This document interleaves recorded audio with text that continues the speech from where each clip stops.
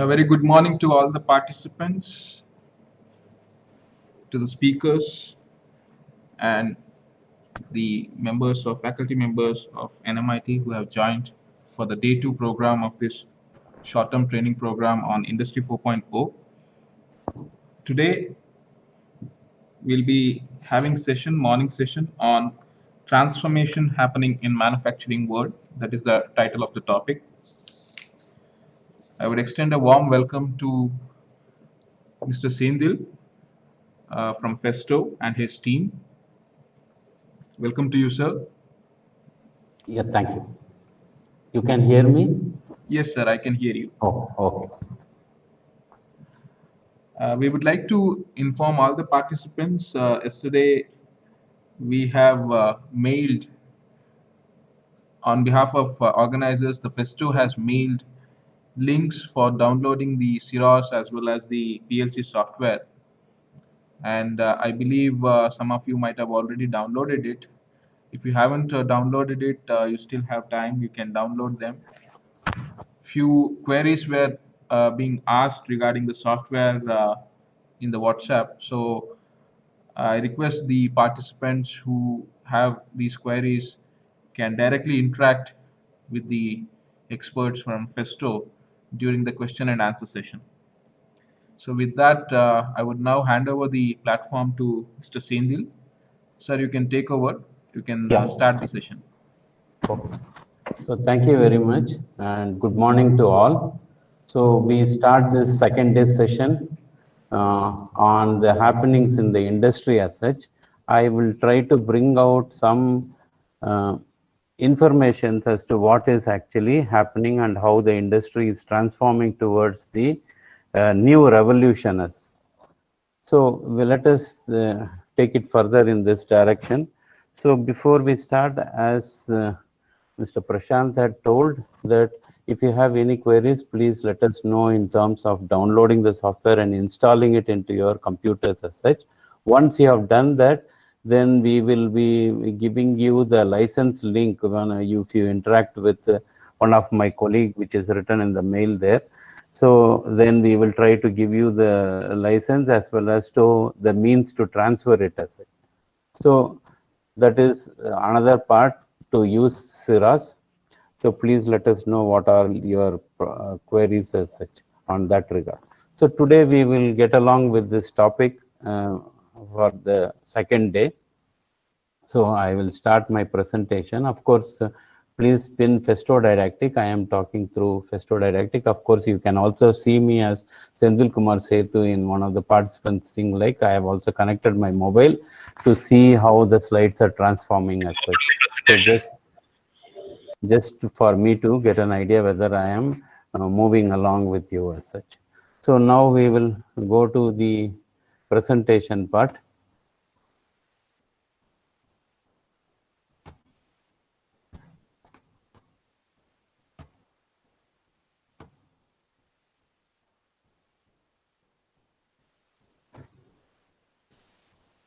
So hope you can see my screen now. It's going to take few seconds before this can happen. So let us wait for that. You are able to see. Okay. My mobile has not still changed. Okay.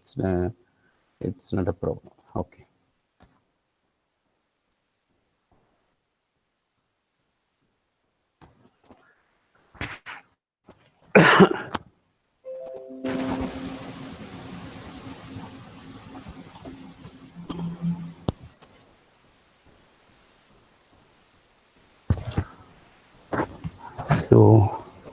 So you can see my screen, I suppose. Hello, you can see my screen? Yes, we can see, sir. Okay, okay.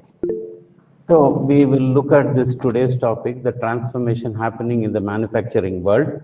The presentation has to be, the presentation tab has to be selected, I believe. We are able to see your entire screen. Okay. So where is this presentation tab?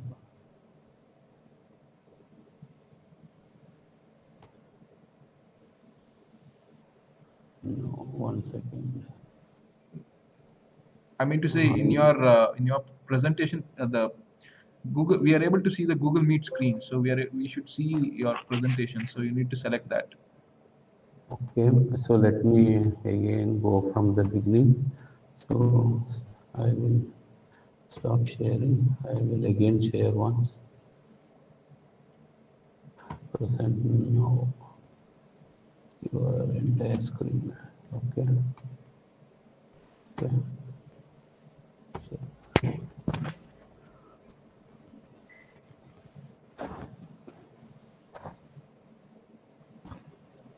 Yeah, now it's fine, sir. We are able to see. Yeah, okay.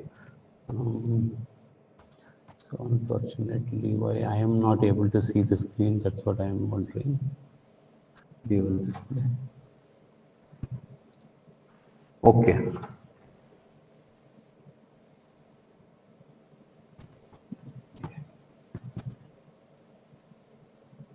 One second, please hold on.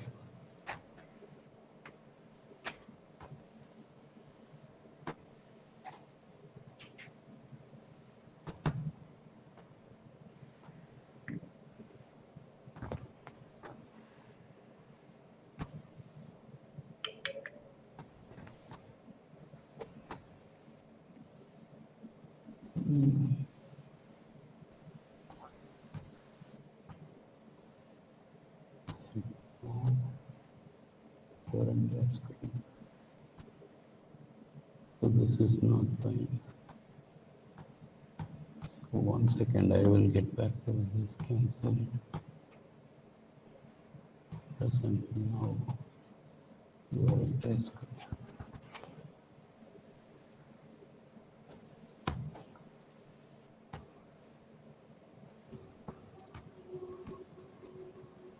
So you can see now. Yes, sir. We can see. Okay. Sorry for this. So let us look at the transformation happening in the manufacturing world.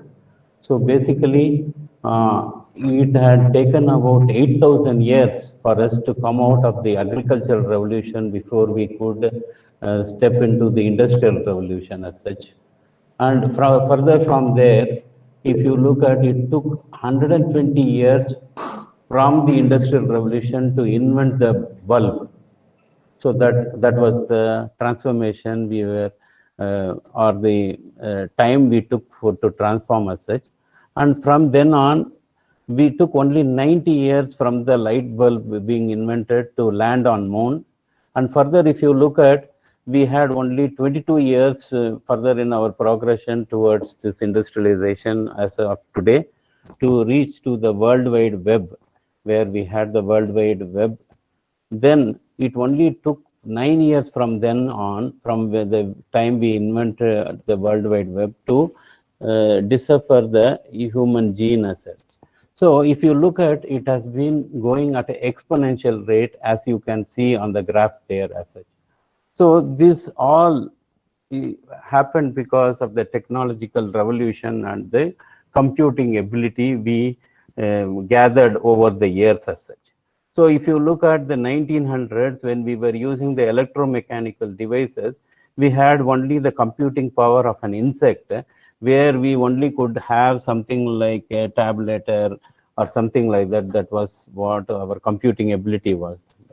So later on, when we switched on to the relay, then we had the IBM machines for maybe for calculating with the help of the electronics as such. Then we transformed to vacuum tubes, wherein we could do something similar to what these calculators were able to do as such. So if you look at in the same manner, when we invented the transistors, we had the ability to have the computing power of a mouse or something like that, where we had some computers which were responsible for landing us on the moon being put to use as such. Slowly, this computing power, the transistors got miniaturized, and further development happened when we had the Pentium chips, where we could reach to the power where by 2022 it is expected that we will be surpassing the computing ability of the human brain as such, as these Pentium chips are growing as such. And we will have at one time the integrated chip somewhere in 2040, where we will be surpassing the computing power of the entire humankind as such. So that is what is expected.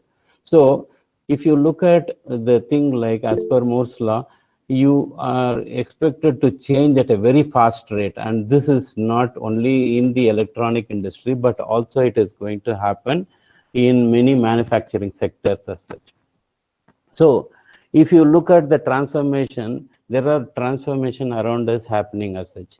Our interactions have changed at work, it has changed at commerce, and the way we interact with person to person also has changed. So we have something like the cobots coming inside our manufacturing domain as such, and the cash transaction has transformed into maybe mobile itself being the means to transact as such. Then further, if you look at similarly, the human beings are going to use more and more apps in order to maybe communicate between them as such.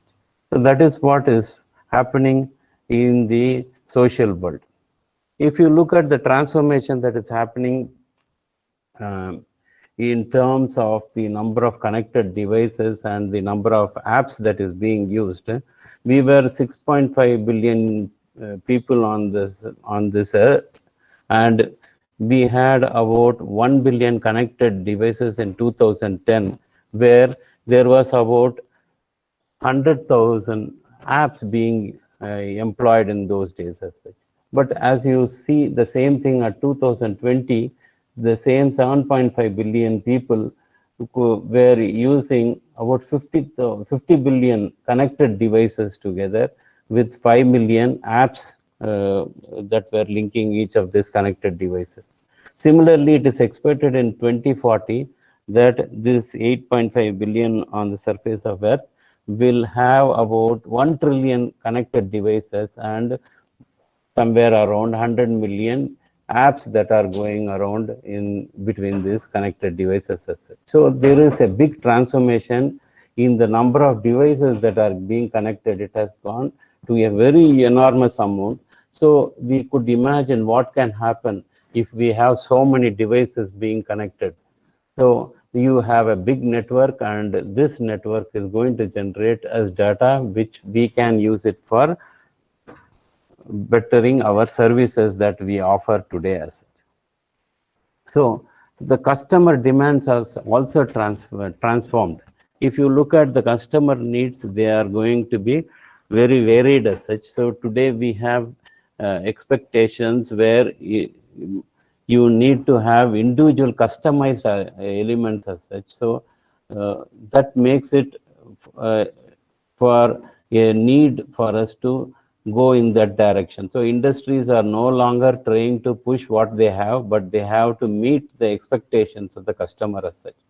So further, if you look at the customer is now demanding to be within the shop floor, in the sense like he is expecting to be connected. So with the help of the technology, the growing usage of this technology is enabling him to have this serviced 24/7. That means at any time he wants certain things that are needed by him is serviced as such. Then possibility to associate with the processes all the time from purchase to delivery. So if you look at maybe if you want to purchase something, you are all the time tracking where what is the status of my order, either in Amazon or whatever, Flipkart or whatever is the thing like. So that is what is the transformation happening that around us. So economy of cost on the cost and the possibility to deliver at the least possible time is again another transformation that is expected around the industry. So we have so many things, that is wide range of products to choose like this, which is making the industry also go in that direction to meet those requirements. So we will see what is the transformation around us as such. The days where you had only one choice to choose upon had gone as such. Now we have variety. So you are expected to choose among the different things that are available. So that is again a big transformation that we can see around us. Similarly, the business values also have transformed, in the sense like in the earlier revolutions, it was more concentrating on the efficiency. Now the demand is on how to optimize the thing, like, and that is where the data has come into picture, and it has come into the focus itself, so that we can harness this data and try to have better insights and see that we can optimize our operations. Similarly, agility is one important business value these days. If you are not agile enough to transform, you are not going to be sustaining in the business. That is what is the situation now. There is a big disruptive technologies that are coming into the industry, and they can transform your business in overnight as such. So that is where you need to be very agile in order to understand the customer needs and try to use them into your area. So further, as we saw earlier, the customer involvement in the value chain is also growing as such. The days where you had customer isolated and you treat him as only an user as such has gone. Now customer his demands are getting varied, and he wants to be connected with you and see what is happening around. So you are involving him in your value chain. So that is where now you have to meet the expectations of the customer such that you can satisfy him or offer him better services. Of course, cost minimization is one of the major requirements as in the past. So lean manufacturing has come into picture, where reducing waste has become a priority, both in terms of the existing scenario as well as in terms of storing the data or whatever is the thing, like, because the commodity is changing these days. So now you have data as one of the key important factors. So there are a lot of data that are coming there. So you need to see that they are all yes, whether they are essential or not, or what is structured one, what is unstructured one, and you have to decide which one will be suited for you. So in those situations, you need to see that the data what you are going to be using there is of value to you. Similarly, we were considering efficiency as a business value, and therefore we were trying to go on the efficiency in the earlier revolution as such. But these days it is on the return on capital employed, ROCE. So this is what you are going to focus upon as such. So this is your value right now. So if you are trying to see how much of returns you are getting back from the capital employed, so that is what is going to make you more viable or sustainable in the future as such. Similarly, anticipation of the future needs of the customer is also one important thing which we need to look at as such. Or this is one of the business values that are making inroads into the industry as such. So if you look at the anticipation of the customer, these days the data is giving you information on your likes and dislikes, because everybody is connected.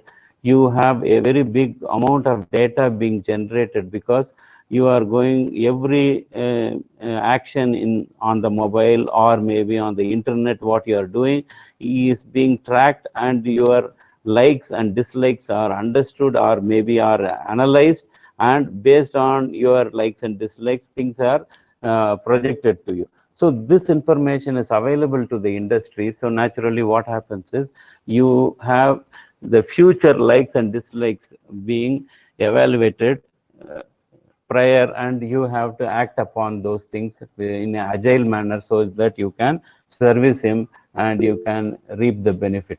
So these are some of the business transformations that are values that are transforming our manufacturing scenario as such. So in the same way, there are legacy systems that were there, protocols that were there. You could see there the Profinet, Ethernet, EtherCAT, or Power Link, Circos, Modbus, something like this. So there were plenty of legacy items which were monopolizing the industrial scenario. Now there are standards evolving, and you have the IO link as the new industry standard for sensor communication. So this is again what is happening inside the industry around us. Similarly, there were heterogeneous network protocols that were there, what we saw a little earlier. So they were all of different nature. So now what is happening is the TCP/IP has become one of the important network protocols that are going to be followed in the industry. Earlier we had sensors. These sensors were 2-wired, 3-wired, or different sorts of connectivity for them. So it was only used in those legacy items by which they can only understand, because the protocol what they were following were very specific. But TCP being an universal arrangement, so this has been adapted as the industry standard. So now with this sort of technology, it is possible for us to take the sensor signals into the computers as such. That means earlier we were not in a position to take all the signals into the system and maybe store it and try to do analytics. But now, because of this standards, you are able to take all this field device data so that they can be used for your analytics. So further, there are other things that are going to influence the transformation that is happening in the industry as such. One is the shortening of the product life cycle.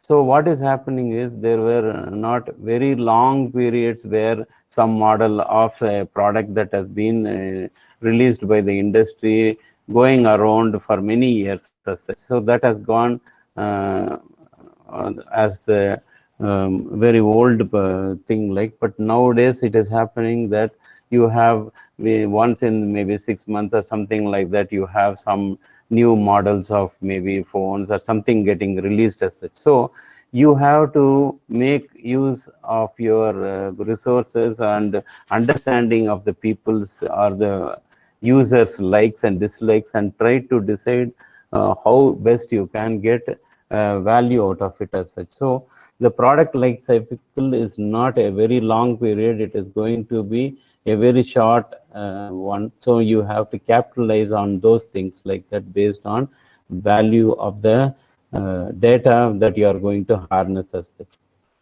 Similarly, you also have to work upon small batch size, maybe lot size. One also is a possibility where the industry has to meet the requirement of the customer. A specific demand, what the customer is asking, also has to be met. So you cannot produce in bulk. So you have to see how you can have lot size 1 and still able to be more economical as such. So further, as we saw in the ice cream case in the earlier situation, the diversity of the number of versions that are going to be there. In fact, there are examples where you have cycle manufacturers offering some 69 brands of hello, 69 versions of the cycles models that are going to be available for the customer. So like this, there is a lot of diversions that diversity in the product versions that are going to come, and these are going to be met with the met with the industry of the future as such. Of course, the cost is also not static, it is growing. So you also have to adhere to the cost pressures that are influencing your manufacturing. And of course, varying machine utilization. Machine utilization is one important thing which this current transformation is going to address as such, because we are not aware how these machines are actually put to 100% use, or how we can make this to 100% usage as such. So that is going to be one important thing which the business has to address so that they can be optimized. Similarly, shortening of the ROI. The return of investment is not going to be for a very long time. It's not going to be a cash cow all the time. It is going to be very short. So you have to see that you can capitalize on those things. Of course, other business challenges are the energy efficiency. So the energy is one important area where if it is addressed, can maybe reduce cost. So the optimization on the energy usage is also one important factor or business challenge that needs to be addressed by the manufacturing world as such. Of course, there are other environmental concerns which we have to adhere to in order to be in the business. So like this, you have what is happening in the society, what is happening in terms of the operational areas which are affecting the transformation as such. So similarly, there is also the operational choices that industry has to embark upon so that we can become more optimized in our manufacturing. So one important thing is the downtime.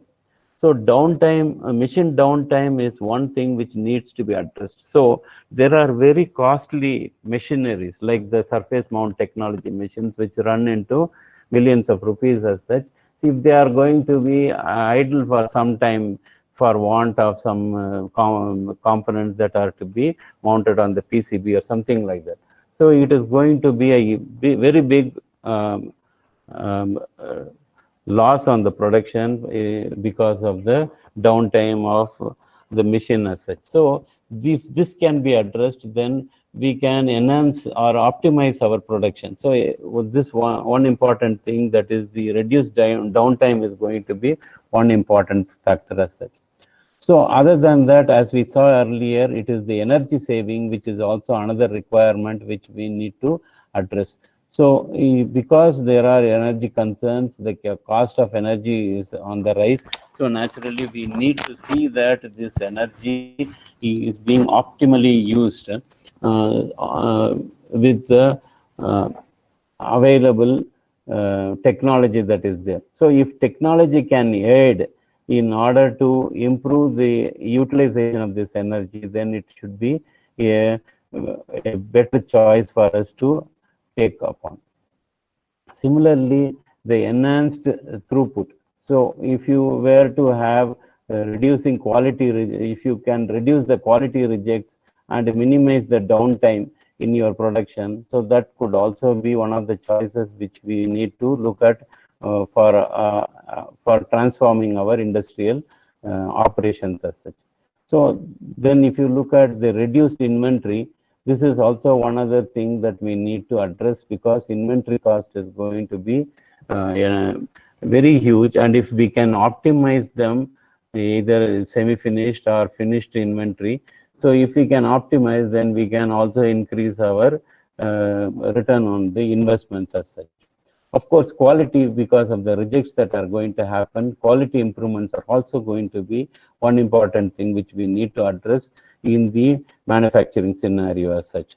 Of course, in employing all these things, like cost reduction is one important area which we will have to look at as an operational choice for us to transform into a new order in manufacturing. So let us see what are the revolutionary trends that are happening or which are evolving inside the manufacturing scenario to address all these requirements what we saw a little earlier. One is the predictive maintenance, because the machine downtime is going to be a big area which needs to be addressed. So predictive maintenance has to be the requirement in the manufacturing of the future. So the days when we were having a breakdown maintenance, or maybe some other means to address the maintenance like TPM or something like that. So we need to see beforehand what could be the possibility that this machine is going to fail at this time or something like that. So if you want to do all these things, we need to have something else, that is the data which is going to give us some insights as to when it will fail or what can cause the failure as such. So the predictive maintenance is one thing which we need to address as such. So further, if you look at quality inspection and assurance, it cannot be as it is existing earlier, but it has to be in a manner such that it can be detected online and corrective measures can be taken. So whether anything is supporting in this direction is what the transformation is looking for us. Further, if you look at the IT/OT integration, the information technology and the operational technology, they were not together in the earlier manufacturing scenario. IT was isolated from the OT. So now we are going to have a arrangement in which the IT is also going to involve itself. The reason being that is we were not addressing the sensors that were generating so much of data in the earlier situation, because we never were trying to capitalize on the data that is available for us, based on which we can do some we can gather some insight. So now with the sensor signals available to us on the system, now IT has to come into picture to see that it can give us some insights with the help of analytics. So further, the other important requirements is the workplace safety and productivity. So how we can improve the workplace safety is another concern which we need to address with the help of this sort of arrangements or the technologies that are going to be there.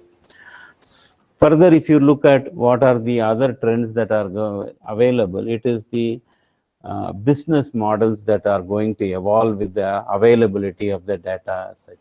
So you might have seen many transformations that are happening around us as such.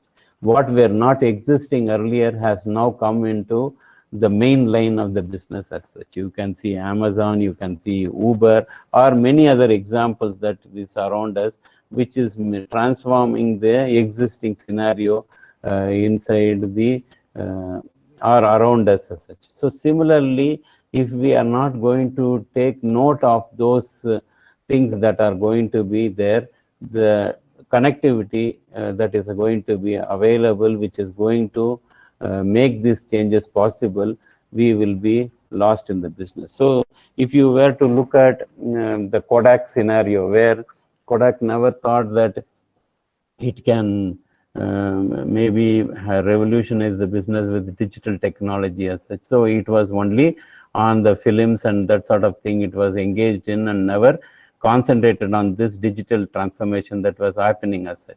So overnight somebody had taken over, and you see Kodak being left out in this situation. So there are many examples like this that has happened. So we have to be agile enough to adapt to the technology and see that how we can derive value from these situations. So if you look at all these transformations that were happening around us, with the help of the connectivity and the networking that is possible, that are available, we were now transforming ourselves into a new revolution. So this is called as the Industry 4.0 revolution as such. So Industry 1.0, if you look at what was the first revolution, it happened in 1764 when the steam engine was devised and the use of steam power was employed in the industry. So that was our first revolution as such. So in the 1870s, we had the electric motor which was invented. So the electric motor paved way for mass production, because they were now driving the whole arrangement there. So electrical power came into the industry, and therefore we had the second revolution happening as such. The third revolution happened in the 1960s, 65, around that period, when the industrial PC came into the picture.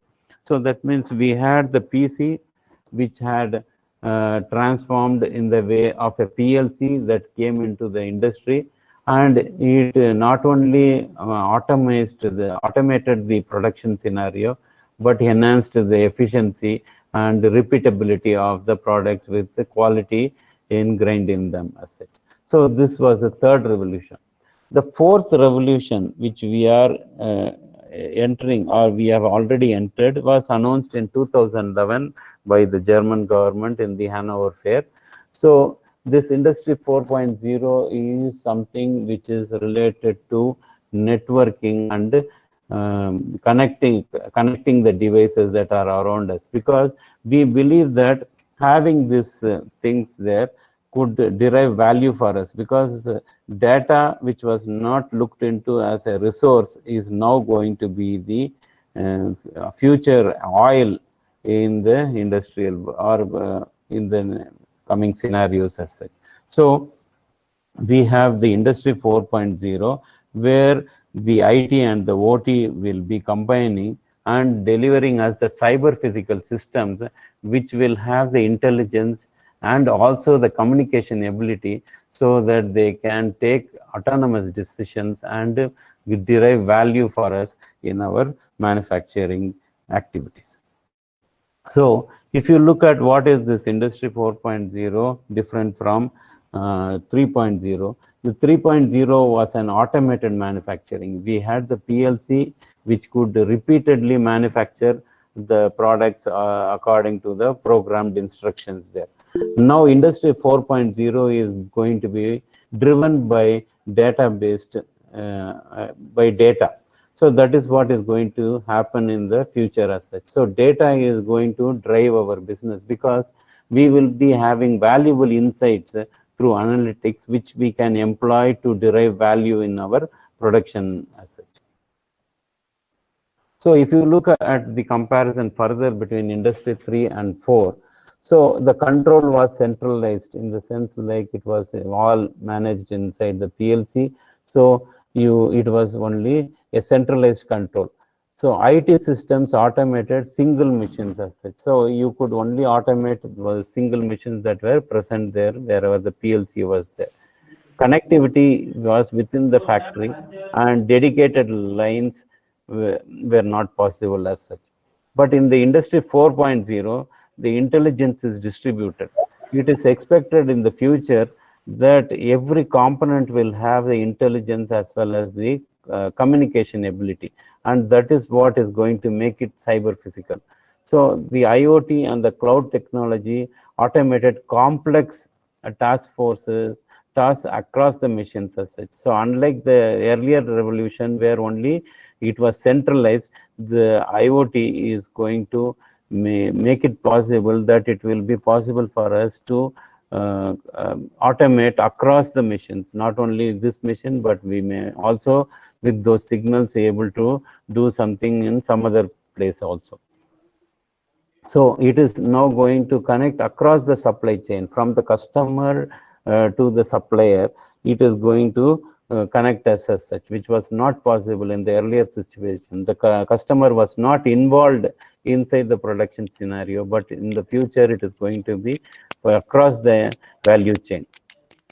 So there will be the just-in-time inventory manufacturing that is going to come in the industry 4.0. So these are some of the characteristic features of the industry, new industrial revolution that is already ushered in. So what is making this transformation possible? So 3D printing has come in a big way. We can print metals as well as plastics to whatever shape we require. Thereby, we can meet to every customer requirement according to that. That means we were constrained by whatever facilities we had in our production arrangement. So naturally what happened was we could offer what we have devised inside our arrangement. But in the future, this 3D printing is going to make whatever the customer is going to demand from the process. So that is what is one big thing that is going to help us to meet the customer requirements. So the robots are going to be not caged as in the current situation. They will be working with humans. So there are the cobots that are going to understand what is the requirement of the person next to him. So it will be able to work with humans as such. And of course, the transformation that is going to help us with the networking possibilities through Industry 4.0 is going to impact us and bring a big change in the manufacturing world. So as we told, as we saw a little earlier, the data which was present there were making a big difference to us, in a position to capture this data and realize value from there. But these data or the networking and the connecting possibilities had made us made many changes around us as such. To give some of the examples here, so the world's largest taxi company doesn't own even a single taxi for that matter. Similarly, the largest provider of real estate is not having any estate, in fact. So it is this Airbnb, BNB. Similarly, large phone companies like the Skype and the WeChat, they don't have any infrastructure. That means they don't have any towers for communication or maybe the devices for them. They are only using the soft services that they are offering, which is of great value with the customer as such. Similarly, if you see, then the largest movie house doesn't own even one cinema house, the Netflix like this. So like this, there are plenty of examples as such. The software vendors like Apple and Google don't write any app or something like that. Everything is open source as such. Similarly, you have the media owners not having any content prepared by them, the Facebook or whatever, the Twitter or whatever is the thing, like everything is being posted inside there. So the fastest growing banks have no actual money, but they are only trying to manage this thing, like with the services that they offer, like the society one. So like this, we have seen many disruptive things that are happening to the existing setups. Like, so everything is challenged now. So the need is to get networked and see what is this network going to offer in terms of the data that is possible, and try to get insights into this data and go to the go as per the liking of the people or the networked arrangement there. So if you look at what is going to happen in the production of the future, the physical world of production will merge with the virtual world through the internet. So that means what is going to happen is, so there will be the machines and all those things, they all will be connected through the internet into the virtual world. So this has already happened, and you see a lot of benefits derived out of it. So the digital twin, which we see here, is nothing but a merger of the physical and the virtual world as such. So you have a replica of what is physically available there on your system, and you are going to evaluate or simulate the same thing what can be undergone by that machine on the shop floor or something like that. So that is what is going to happen, or is going to happen in the future as such. So people, machines, objects, and systems are networked and communicate in real time. So this is more important in our manufacturing scenario, because we are now going to be connected and they are going to work on real time. So in the sense, like, there won't be any latency in the data. So naturally, we will be able to take actions at the same instant as it happens as such. So this is going to be one of the future characteristics that is going to be used inside the industry as such. So all activities will be connected across the value chain. This is again one important thing. So we were operating in silos, in the sense like the machines were not able to talk to the other as such, in the sense because they were having different protocols. What is represented in this machine as data is not able to be understood by the other machine. So naturally, they were not connected. So now we are having already standards by which we are in a position to maybe communicate between the machines, and they are going to be connected so that we can derive value. So let us say we have some production activity where it is going to pass through a process. So if we are not knowing whether the capacity is available in the other machine, then we will be waiting without processing further as such. But if we are able, the machines are able to talk to each other, then accordingly they can be helping to process better and optimize our activity as such. So of course, meeting individual customer requirements is going to be one important thing, because the customer is now getting networked into the production process. So there will be days where you will be directly placing an order by which the systems there, the ARP or whatever is the thing that is there, will release a production order based on your requirement, and you will be the production will will start producing it, and you will be involved at every stage in the production and try to see what is happening and when it is going to be delivered. So that means the customer is going to be a part of the production process. And not only the customer, the supplier is also going to be part of the process, so that he can provide the raw material just in time, so that we can optimize our production.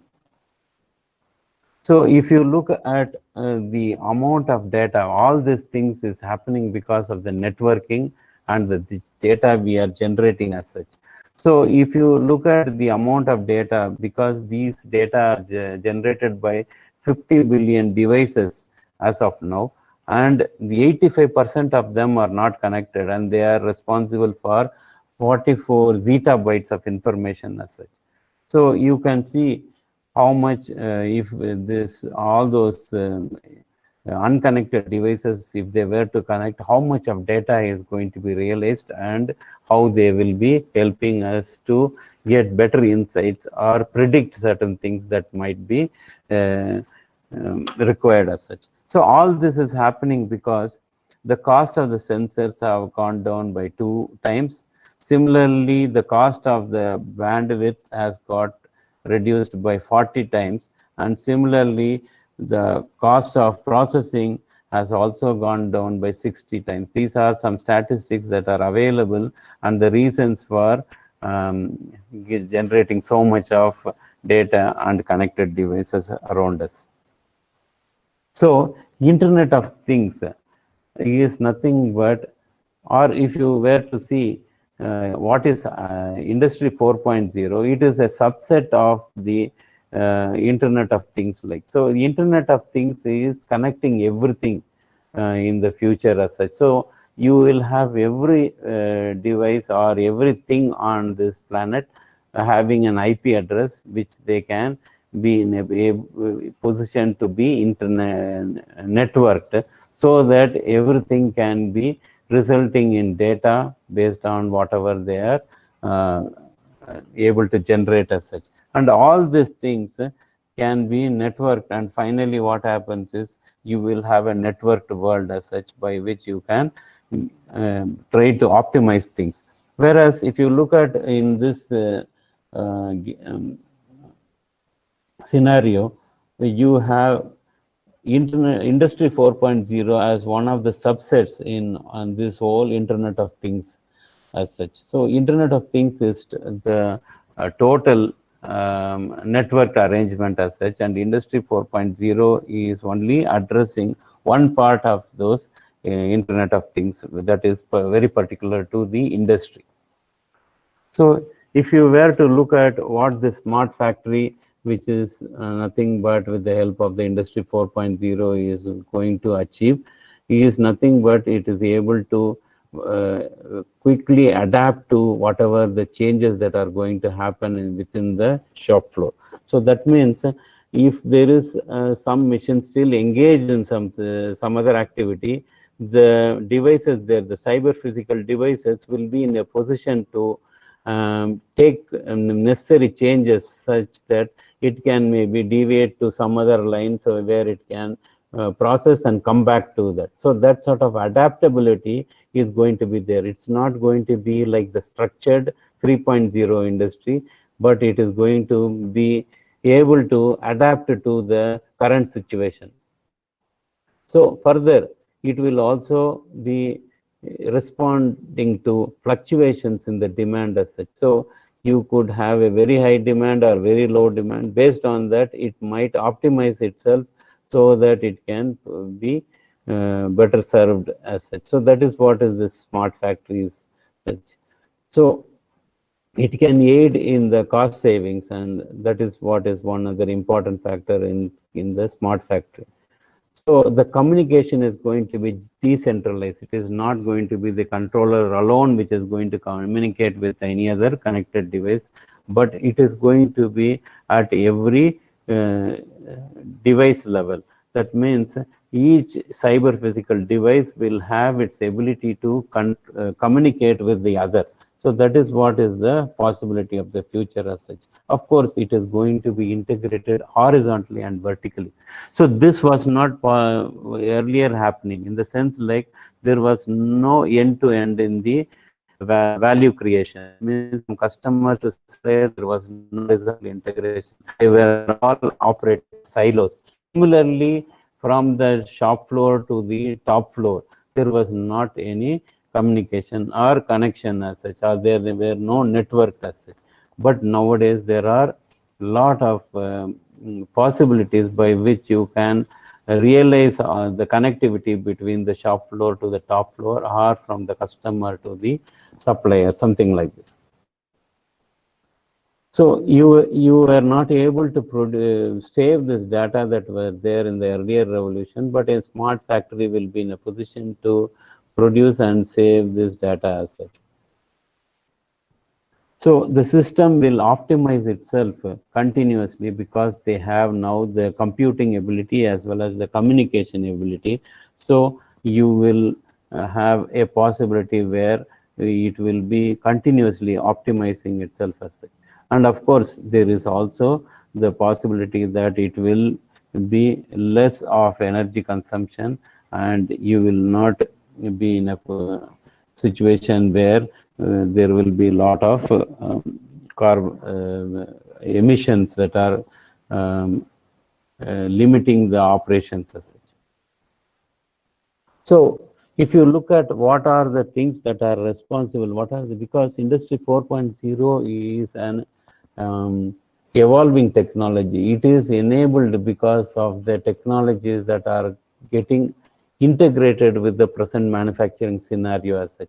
So if you look at the Industry 4.0 revolution, there are at least some 9 technologies which are making a big impact on the manufacturing process. So if you look at this fourth revolution, you have the autonomous robots as one of the things like. So that means the robots will be working with us, with humans.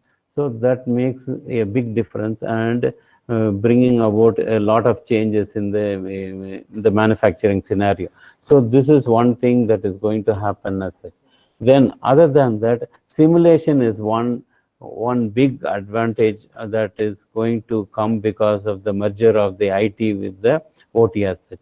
So every physical thing will be represented on your screens, and you will be employing a lot of analytics on them and try to evaluate even before certain things are put to work as such. So that is what is going to be the thing, like either the process will be simulated prior to be putting them into action, or the product will be simulated into the thing, like subjected to all sorts of dynamics that might physically happen. So all these things are going to happen, so that now you are in a position to realize the value of the IT networked arrangements as such. So of course, horizontal and vertical integration, which was not possible earlier, is now possible. So you have the OPC UA communication possibilities, by which you can have machine-to-machine communication. There is many other technologies that are there, but are yet to be standardized. So they are still in the evaluation phase. So they all are going to be employed such that you can make a impact inside your manufacturing. So the industrial internet is again one other thing which is going to impact in the growing of this Industry 4.0, in the growth of this Industry 4.0. So you have this industrial internet.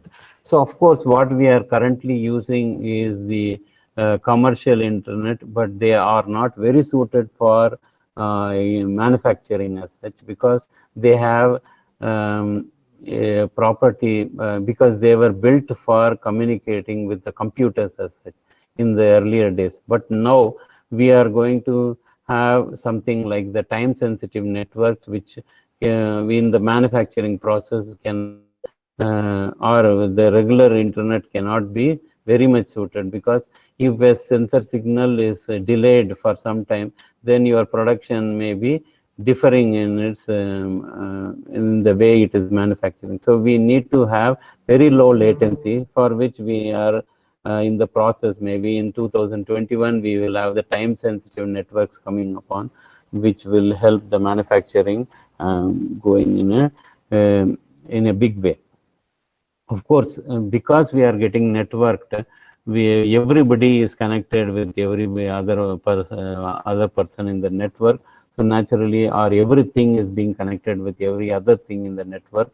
So there is a possibility for threats in terms of the data getting altered, or maybe data getting stolen or something like that. So with all this comes this negative thing, that is the security issue, which needs to be addressed. And naturally this is also growing in its importance and making the necessary things that industry 4.0 can look for. Further, we have cloud, which we were not using earlier. So we were storing it within the premises. Now there is possibility, because we were storing data in our systems. Now the amount of data we are generating is so huge.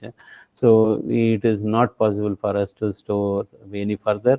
So we are pushing them into the cloud. The availability of the cloud is again another possibility as such.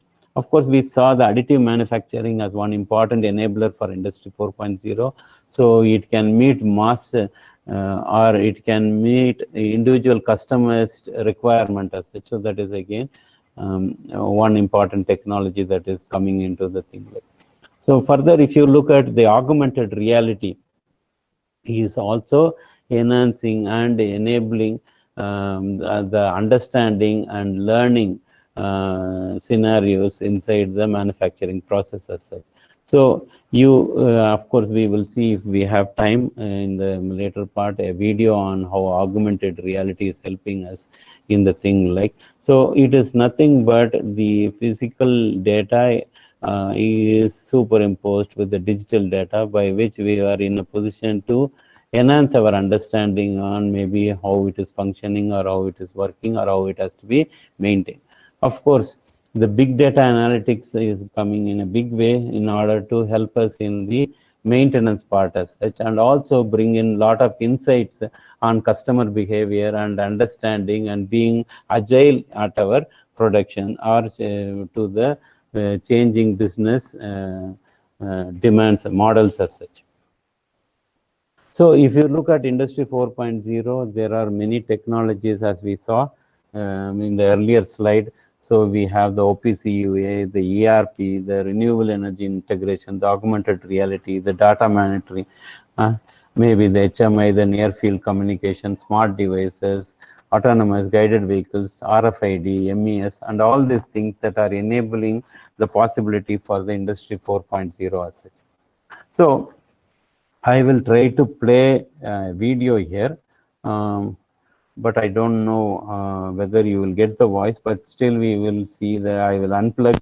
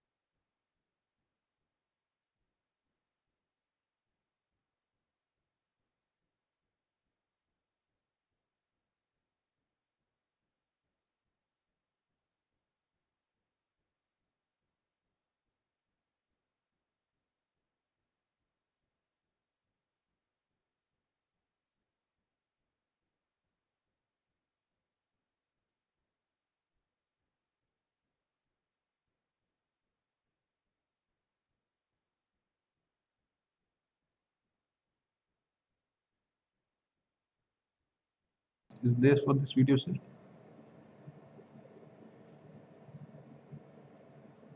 Hello?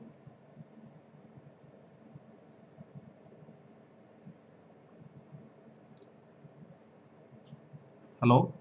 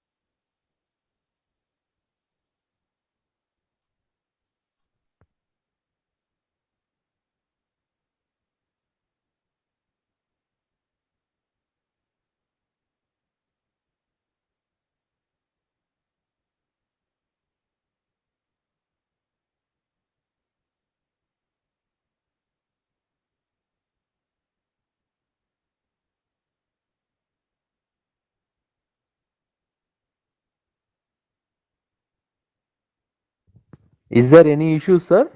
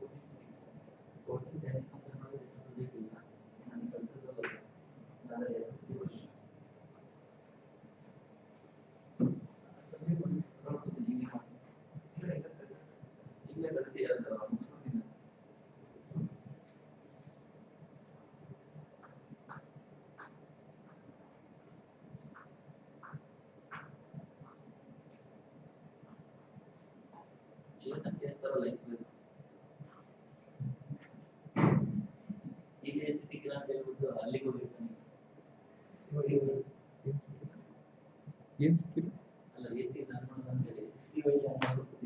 Sir.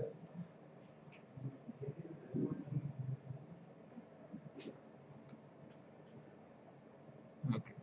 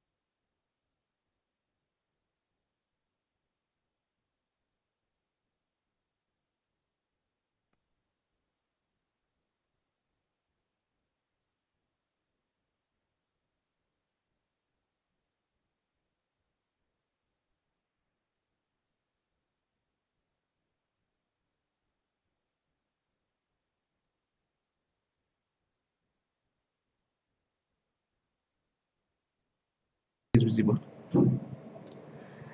I request the participants to kindly pin Karthik V. The screen name, the presenter name is Karthik V. Kindly pin the screen so that you can see the presentation.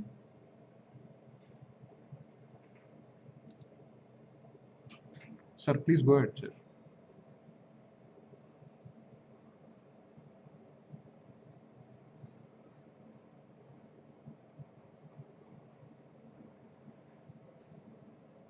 Yeah, I can see, but I cannot hear you. Your audio is not there. I mean, your voice is not coming. Microphone, I think it is mute. Box.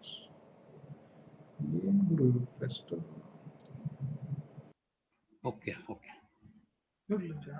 No. 37 or 30.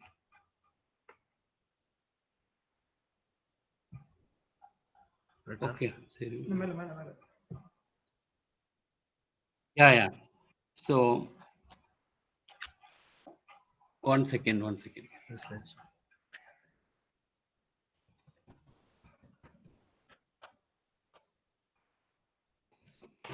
Okay.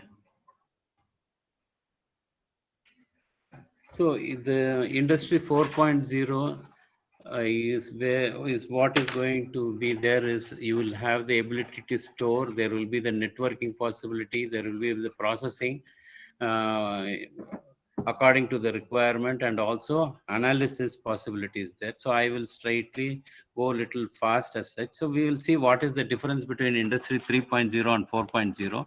In the industry 3.0, it was a rigid sort of thing, like where processes were to be followed. Whereas in the industry 4.0, because you have the ability to compute as well as to communicate, so it will be a different sort of thing, like where it will be agile.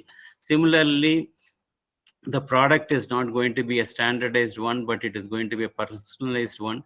The scale of the factories is going to be centralized in the industry 3.0, whereas in the case of industry 4.0, it will be decentralized, and you will be having a network protection. Okay. Okay. Then you will have the supply chain, which is based on the stock, but this is going to be dynamic based on what is the consumption there. Then similarly, the success in the industry is going to be measured based on the low cost and the high efficiency, whereas it is going to be on the return on the capital employed in this situation. Similarly, in the industry 3.0, the client relationship was very low, whereas it is going to be at its peak, because it is all networked together as such. Okay, so now of course, this industry 4.0 is networking the cyber world and the physical world as such.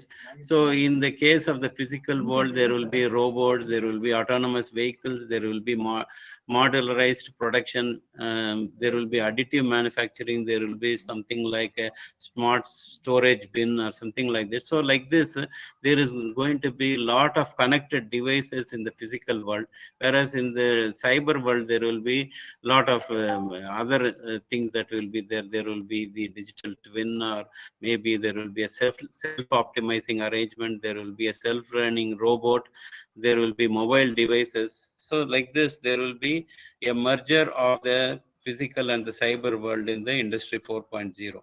So I will not be going through all those things, like, but if you look at what is the change that is there in industry 3.0 and 4.0, in 3.0, there was only the technical innovation, because completely a new thing like the steam engine had come into being. Whereas in the industry 4.0, it is going to be an organizational change. In the sense, industry 2.0 is only an organizational change. We have to remove the steam engines and fix with the motors or whatever is the thing like. Whereas the third industrial revolution was again a technical change, where we had the PLCs and other things that are coming into the arrangement as such. So there was this technological change that had happened. Whereas again in the industry 4.0, everything is already in place. Now what we are going to do is we are going to have a organizational change as such.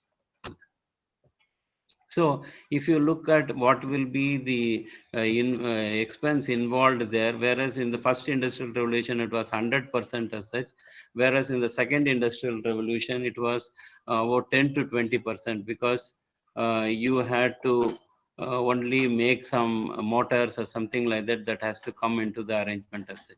In the third revolution, again something new device like PLC had to be incorporated. So the change in terms of investment was about 80 to 90%. The fourth industrial revolution is a technological revolution again. So it will have about only 40 to 50%. That means upgrading the software, or maybe adding few connecting devices, or maybe some storage capacity or something like that. So if you look at what is this industry, why it is important, industry 4.0, because we have to keep pace with the changing technologies as such, and also the consumer's expectations. So if we are not going to meet those requirements, we are not in a position to sustain ourselves in the business. So naturally, we need to adapt to the changes that is happening, both with the customer as well as with the technological changes that is happening. Now, competitors are not are always seeking opportunities to get into the business as such. So if these digital technologies are enabling certain possibilities of offering better services to the customer, it is for us to embark on that, otherwise we will be left out as such. So that is again another compulsion why Industry 4.0 is necessary. So Industry 4.0 also fosters economic growth because it enables the company to become more productive, efficient, and also competitive and more adaptive to changes that are happening around as such. So therefore, what we can possibly look at is we have increased efficiency, batch size is according to what the customer needs as such, the increased productivity because of the capabilities that we have got with the merger of the IT within our business as such. So of course, sustaining our business with new models is again a possibility, and also adapting to changes in the production will also help us to or give us the opportunity to embark upon Industry 4.0. So as I was telling you, if you look at what is this Industry 4.0, the product along with its intelligence and its communication ability and the networked possibility is what is going to result in Industry 4.0. So it has to have intelligence, that means it has to have communicating ability, and also it should have intelligence, that means processing ability, so that it can be networked, and finally you can reap the benefits, which is nothing but the Industry 4.0 as such. So if you look at what this Industry 4.0 is going to encompass, it is merging of the digital technology and the internet with the conventional industry. So it is this merging of digital technology and the internet is what is going to be called as the Industry 4.0. So you are going to merge the physical devices with the virtual world, and similarly the operation technology is going to be merged with the information technology are going to come together as such, and from transforming to from an automated manufacturing to a data based automated manufacturing is what this Industry 4.0 is going to uh, realize as such. So it is basically, as I told you, it is a convergence of the IT and the OT that will make this possible as such. So you have many of those features of this IT, what you could see there, which can come along with this OT, the industry, and make better possibilities within the manufacturing scenario. So if you look at in terms of Industry 4.0, what the product has to have is the product will contain all the informations within the within itself as such, and it will be in a position to organize itself. That means if there is a production change, or the situation demands that you need to alter the production process, the decision will be taken locally as such. And of course it will be also be flexible enough to adapt to all those changes, and humans will be only creative planners in those situations. So the other features that are going to be with Industry 4.0 is the connected arrangement, where the devices and the humans and the factories all will be connected and will be communicating with each other as such. So that means we will be in a position to have the interoperability. That means because of this connectivity between machines, we will be in a position to operate between them, so there won't be isolated silos that will be present there. So you will have the ability to virtualize. That means anything that is happening in the industry will also be inside the computer, by which we will be in a position to do the virtual thing like. So then we have the real-time capability. So you will have the ability to take actions at the instant it is being generated, in the sense like we will have time sensitive networks which will be in a position to aid this industrial production process because of the real-time capabilities as such. And of course, because of the data and other features that are available, we will be in a position to offer more services which were not possible. That means the customer was not integrated inside our value chain. So naturally, we were not concerned about him. But because he is also now integrated, so depending on what is his requirement and according to his needs, we will be able to service him. So with all our manufacturing capabilities, that has been supported by Industry 4.0 arrangement. Of course, it will be in modular fashion. It will happen not as a centralized thing, like everything will be happening individually, and they can all be uh, coming together to give the service. So now we will look at the future trends that might happen in the Industry 4.0 era as such. So you will have order-based production. That means we will not produce for producing it because we have capacity, but it will be based on customers' order requirement as such.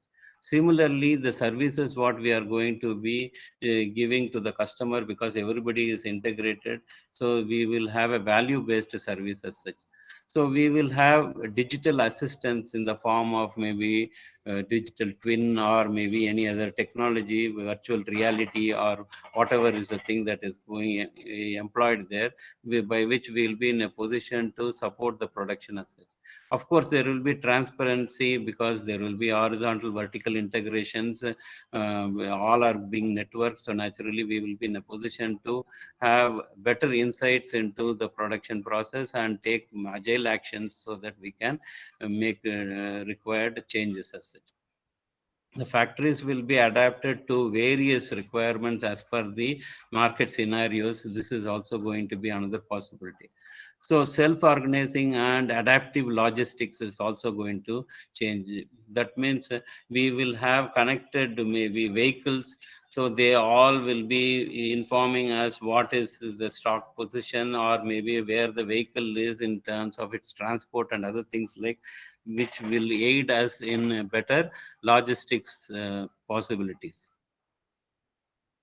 So we will also be in a position to develop smart products, because we will know what the requirement of the customer, because we will have insights into what is his likes and dislikes, and based on that we will be in a position to have products which are meeting the customer requirement. And also they will be smart enough to give us some feedback, because they also will be communicating back to us, so that we will understand what exactly the products functioning in the field as such. So we will be having lot of insights in its performance, and we will try to improve them and give better possibilities or services to the customer.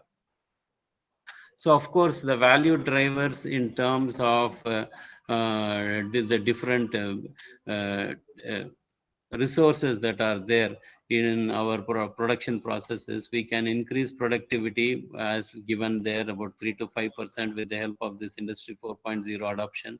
There will be 30 to 50% reduction in the machine downtimes because of our enhanced predictive maintenance that are possible there.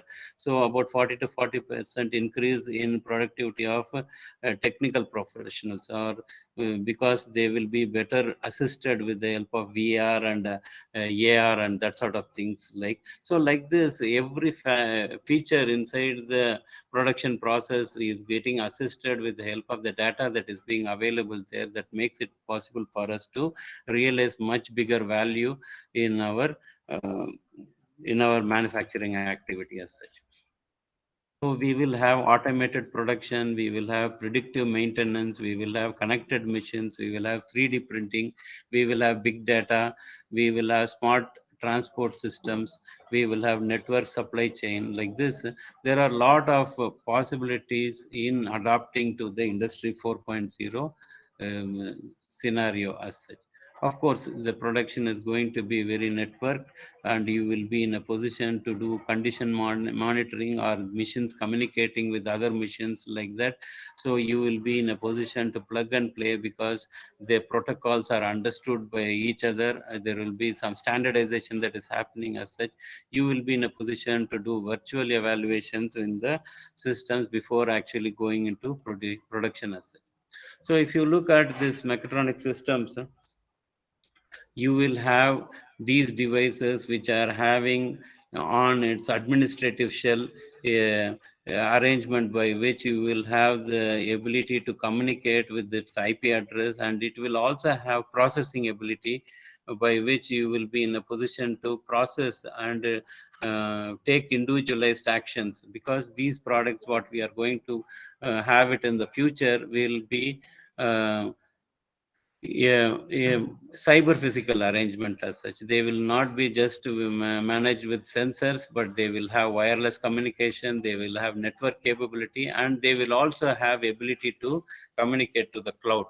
So that is what is going to happen in the future. And when all this happens, everything will be decentralized, and it will be agile, and it will be very adaptive to meeting to every requirement. So here I've just put one slide on the Festo's valve terminal. So this is again one of the Industry 4.0 equipment. So earlier we had valves which you are all using these days with the help of manual actuation, or maybe with electrical or pneumatic actuation. But this arrangement is one thing which can perform with your app. That means your mobile can control the speed or the flow, the direction, or the pressure inside the arrangement as such. So this valve is one thing which is towards this Industry 4.0 requirement. Just I have just shown you what possibilities are there. So in the manufacturing scenario which can be employed. So now you will be sitting remotely controlling this valve and adjusting your pressure, flow, or direction, maybe across the internet actually. So we will have a faster time to market, because we will know what the customer requirements are there. We are in a position to evaluate and understand, and we will be in a position to put that thing. Then there will be the productivity increased, because we are going to optimize as such. Then the management of the assets can be even to a better extent, in the sense like we will have the systems which can be monitored, whether when they will be failing, or when they need replacements, or whatever is the requirement as such. So of course you also can manage your business, because you will now be in a position to adapt to various requirements according to the changing scenarios, and adapt to those models such that your business can be sustained forever. So if you look at the say production of the future, there will be the physical production being merged with the virtual production as such. People, machine, objects, and system will be networked together. All activities in the value chain will be connected, and industrial production meets individual customer requirements. This is what is going to happen in the future. So if you look at the benefits of Industry 4.0, it has higher quality, more flexibility, higher productivity.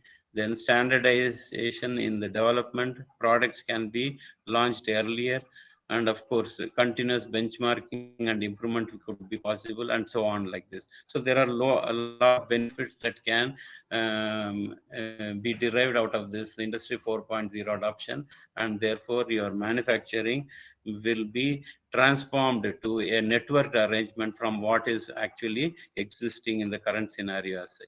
Of course, there is one more video. I don't want to play this. This will result in disruption. So I think with this, I will try to conclude this and look for some questions here. If you have anything in person to ask. Hello? Hello? Yeah. So if you have any questions, please let us know.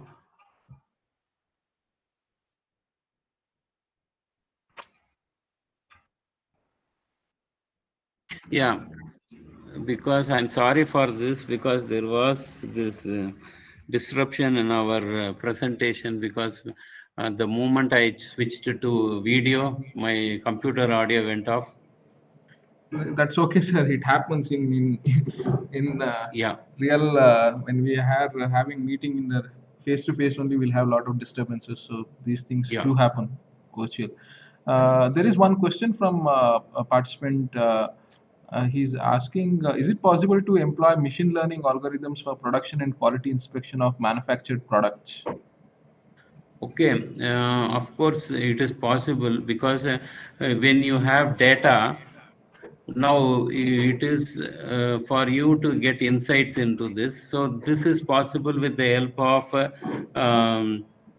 algorithms written with the which can be interfaced with this data, and you can drive outputs out of it. In fact, our smart tenants has got certain algorithms already employed in them. That is the maintenance software by which we can maybe predict certain things before that it can happen. Okay. So there's one more question. So, what is the expected response time of CPS? I think he's referring to the cyber physical system. Response time means why? Can you elaborate on that? Yeah, I request the participant, if you are there, kindly you can unmute and you can directly interact with the speaker. Okay. So let me tell about this cyber physical systems. Of course, cyber physical systems have this ability to communicate as well as process. So for that, lot of development has to happen. It is not fully realized, because on the administrative shell, you need to include all these things about the product, maybe other informations on regarding the services that service pairs that are required as such, and in terms of processing, it has to have the ability to compute. So it is all taking place, but a fully available cyber physical system is in the development actually.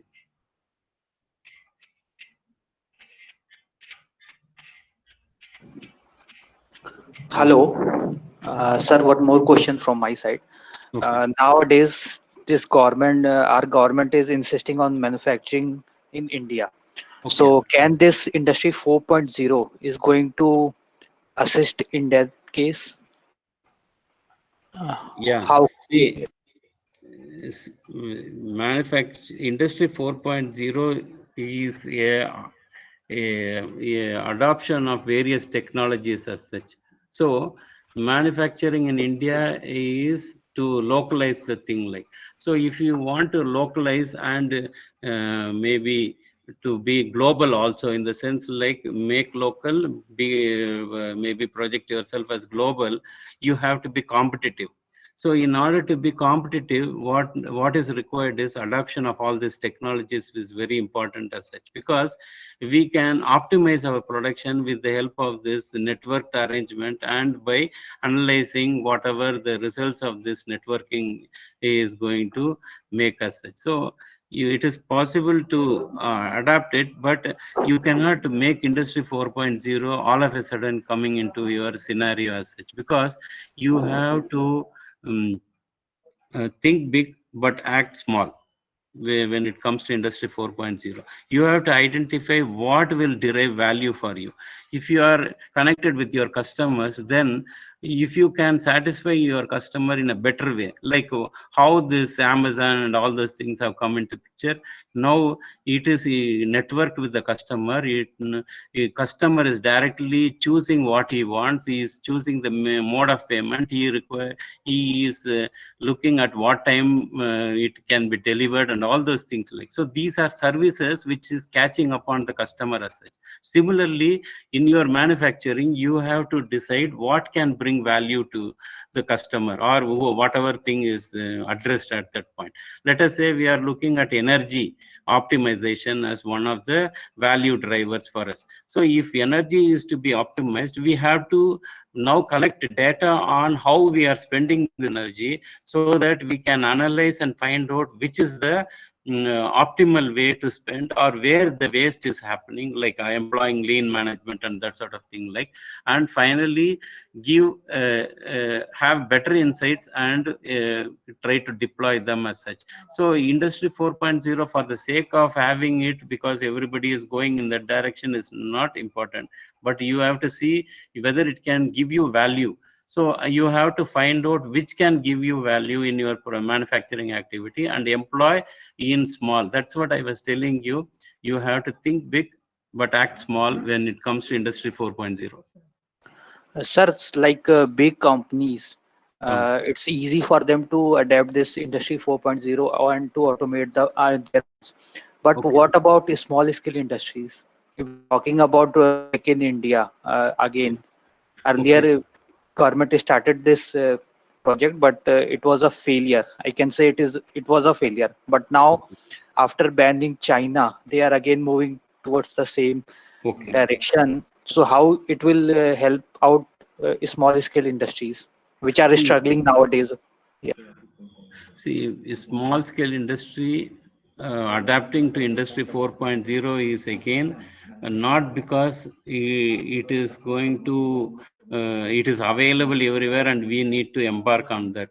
As I told you earlier, it is based on, okay, you have this technology. If you adapt it, how you can maybe bring value to your end user is what you need to look at.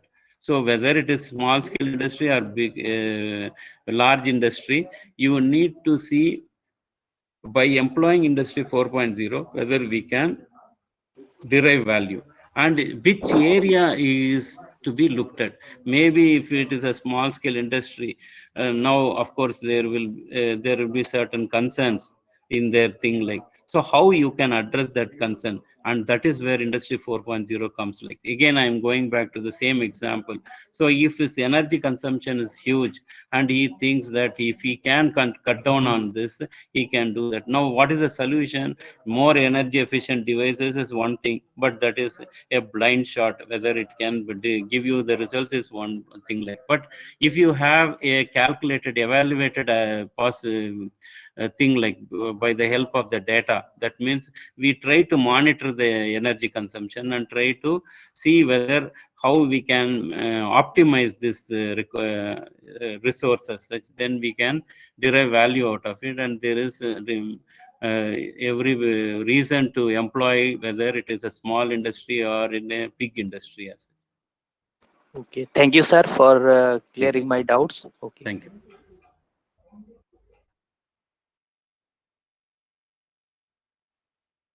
Okay. So from YouTube, there is a participant, Ms. Rutuja Shivdas. She's asking, please elaborate the role of reconfigurable manufacturing system in Industry 4.0. Reconfigurable. Okay. See, what happens is the Industry 4.0 is going to mature somewhere in 2035. That means it is still evolving. It is in the nascent phase. Of course, a lot of things are happening, because as we were seeing earlier, it can transform overnight as such, because there are a lot of enabling technologies that are associated with this thing. Like, so in the adaptable production, in the sense, like, let us say we have a cyber physical arrangement, say a drilling unit or something like that. Now, if this can understand what is the signal that is coming there and immediately process it, and if that signal were not to be there, it should not continue monotonously, like starting to drill or something like that. Let us say if it is a PLC operated thing, like, if the presence of signal is going to make this PLC or the drill bit to come down or something like that, but in a cyber physical system, it will really see what exactly is the physical situation. Now, okay, the hole has not been center drilled, it has come without center drilling. So based on that realistic situation, in that I'm just giving an example of drilling. So once it sees that it is not having a center drill, it is no point going with the drilling process, it will adapt accordingly as such. Maybe it will reprocess it, or maybe redirect it, or maybe send it other way, because that might result in the quality issues as such. Maybe you're doing a drill without even having a center drill might result in maybe the hole not meeting to the tolerance expectation. So that could be a possibility. So that is where systems will be in a position to adapt itself. I think I answered Yes, this. Thank you, sir. I think there are so many questions. We'll just quickly Okay. take one. Maybe if you Yeah. can pass on the questions, Yeah. then we can maybe answer it on mail, and I will send it to you. You can send it across to them. Yeah, that sounds good. So Okay. we'll take one more question, then probably we'll Yeah. just wind up Yeah. the morning Yeah. session. We will Okay. take up all the questions. No participants need not worry. We will just send your questions across to the experts. They will be able to answer it, Yeah. and then we'll be sharing their Answer it. answers with all of you. Okay. There is one Yeah. question. I think I'll touch upon two questions because there is a common question from two different Okay. participants, and there is one question related to the medical field. So Okay.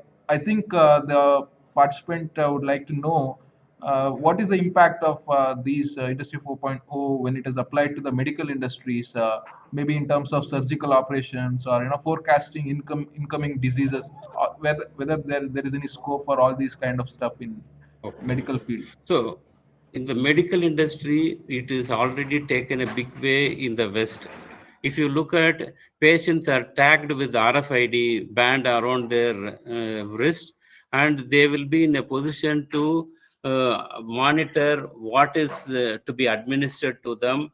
Maybe all those details will be there. It is being used in the pharmaceutical companies where you will have stocks of what is being required, because what is happening is a pharmaceutical company is networked with the hospital. So what happens is, if you prescribe certain things, or this many patients are requiring these drugs, accordingly your inventory need not be carried as such. So on time delivery or just in time delivery is possible as such. So all these things are already happening as such. So the industry 4.0 is not only limited to the manufacturing domain, but it is used in every aspect of our life. That is where I said it is Internet of Things as such.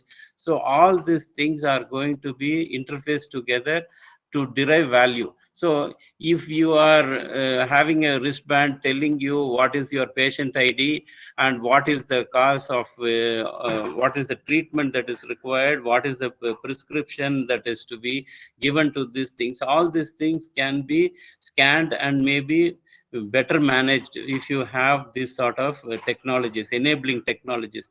Look at the earlier systems, like whether it is manufacturing or whether it's a patient. In the manufacturing scenario, maintenance was not happening the way it should happen, in the sense like you were all documenting those things, like, and it was put to some corner, and without making use of those documentation, you are going fresh again and doing those things, like. But in the connected world, you will have a tab by which you will try to input what is the current situation, what spares were used and when it was used last time, and what is the current problem. Everything is getting documented, and maybe if you can put analytics on it, you can also derive when it is going to be the next change. Similarly, in the medical world also, these sorts of RFID technology and all those things are going to help us to better manage and administer the services to the customer as such. So it's already there. Only thing is,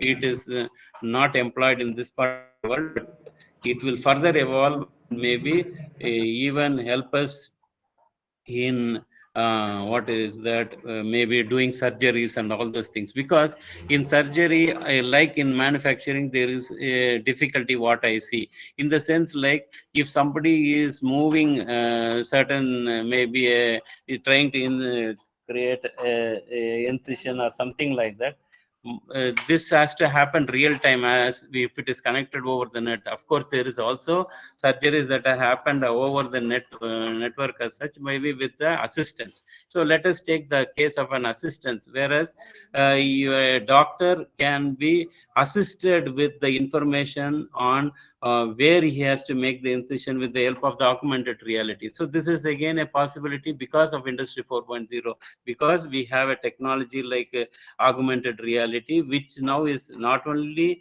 bringing better insights and also guiding him to get along with this work as such.